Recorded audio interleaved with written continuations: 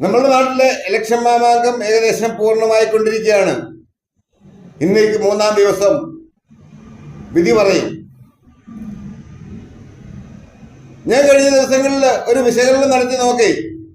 ഇപ്രാവശ്യവും, അതായത് 3-ാം തവണയും മോദി ഭരണത്തിൽ വരികയാണെങ്കിൽ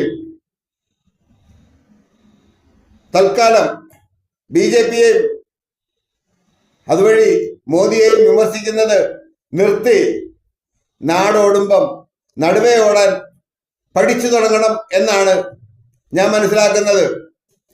അഥവാ 4-ാം തീയതി റിസൾട്ട് വരുമ്പോൾ മോദിയാണ് 3-ാം തവണയും ഭരണത്തിൽ വരുന്നതെങ്കിൽ ഞാൻ പൂർണ്ണമായിട്ടും കണ്ണടച്ച് മോദിയെ സപ്പോർട്ട് ചെയ്തു തുടങ്ങും. അതെന്റെ ജീവിതത്തിന് വ്യക്തിപരമായിട്ട് എനിക്ക് നേട്ടമുണ്ടാക്കി തരും എന്ന് എനിക്ക് നല്ല ബോധ്യമുണ്ട്.